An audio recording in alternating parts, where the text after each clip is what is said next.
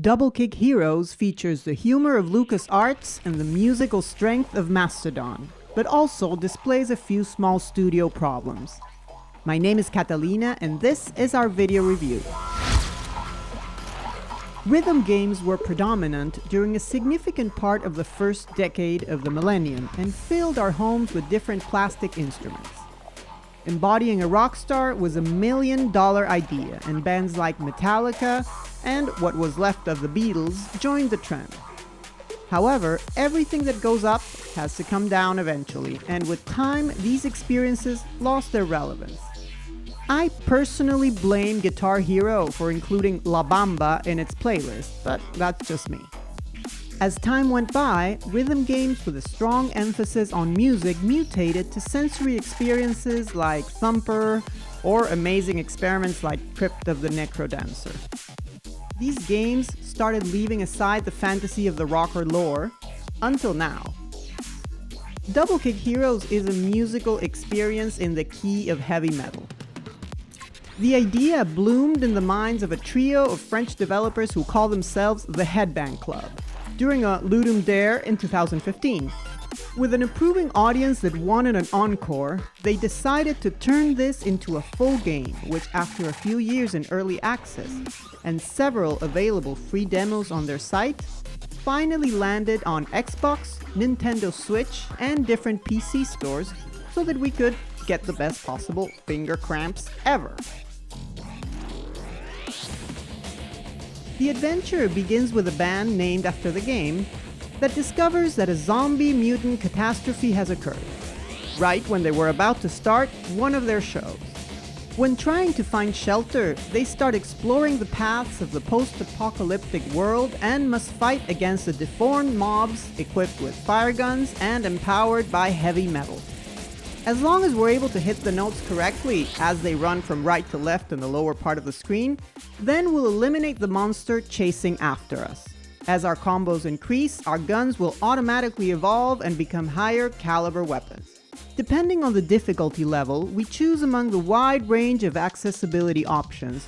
The notes will play at different speeds and the number of instruments that run through the pole, with a maximum of 3.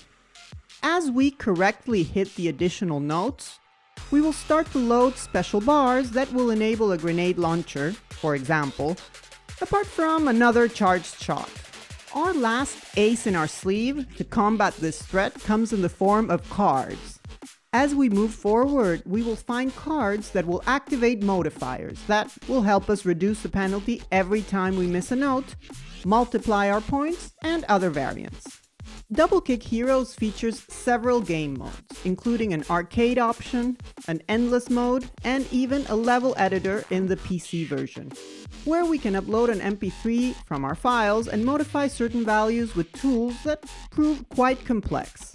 This has never been my strong point, but enjoying the creations of the community always adds value. However, whereas all these variants and the different difficulties expand the replayability value, it is the story mode that really hits a home run. The members of the band are a despicable bunch who can hardly stand each other. Each one has a very distinct personality in what constitutes a parody of the heavy metal community and is reminiscent of the film Airheads. The sense of humor is served with a side of eloquence and irreverence typical of Sierra and LucasArts. The dialogue is borderline goofy, but always manages to land on its feet. And any fan of this music genre will find dozens of references to bands, personalities, and the scene in general. In collective imagination, metal lovers take themselves too seriously, but this is not true. And Double Kick Heroes proves it with solid evidence and a lot of class.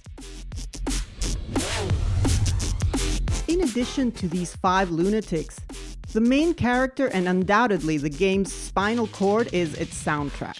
The original compositions, written by a member of the Headbang Club, walk us through an infinite range of metal subgenres, from pure raw trash to doom metal, grindcore, metalcore, dent, and of course, power metal. I am aware that this genre is not everyone's cup of tea, but the combination of video game interaction and humor makes the experience universally accessible. And plus, it's not like we need to dial our clothes black to enjoy being energized by a little metal power.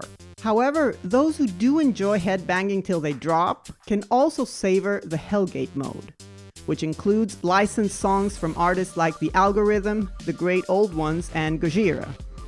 The only difference will be that you may run into copyright problems with this mode if you try to stream it. Luckily, the specific soundtrack for Double Kick Heroes is open and can be streamed with no restrictions. I wish this wasn't the case, but this metal fantasy is not without its problems. On the one hand, the proposal is a bit linear, and with its slight Oregon Trail reminiscence, it might have been fun to endure different alternatives that could alter the destiny of each member of the band with each game. Even so, its major defect is the basic mechanic. Double Kick Heroes features a beautiful pixel art that perfectly enhances the Grindhouse image. The variety of enemies and their eloquent mutations are a delight. The bosses, who look like bodybuilders with a shark's head on a yacht with wheels, or a demonic train charging at full speed, could all make for a poster on the wall. The problem, though, is that throughout most of the game, not to say the first time we played in full, our eyes will need to choose between following the notes below or watching the art above.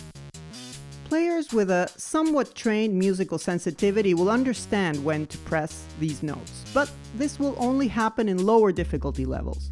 When other instruments and more speed are added to the mix, however, it's impossible not to devote our undivided attention to the specific buttons we need to press on the pad or keyboard. I figure that in a small screen like the Switch, where everything is more compact, our vision might be able to assimilate everything at the same time. But we had access to the Steam version, so I can't say this for sure. It's really a shame to miss out on everything happening in the screen. At times, it does look like the developers realize this because the game mechanics have certain permits that consider it. For example, we have some leeway to press the notes. If we do this at the right time, our score will be higher. But the truth is that we have a pretty generous margin in case we miss the perfect spot. At the same time, if we have a high combo from the get-go, we will clean out the enemies from the screen for a few seconds, which will allow us to look up. However, these flexibilities seem out of balance. On the one hand, the wide margin of error takes away some of the charm from the challenge. And on the other, not having any enemies to shoot leaves you with little to appreciate on the screen. The best piece of advice is to start with the lowest difficulty mode and climb the difficulty ladder slowly, but this may tarnish the fun. Double Kick Heroes is an original experience with solid foundations and a whole lot of love. It was clearly made with passion, and the studio's efforts to reach the largest audience possible are tangible.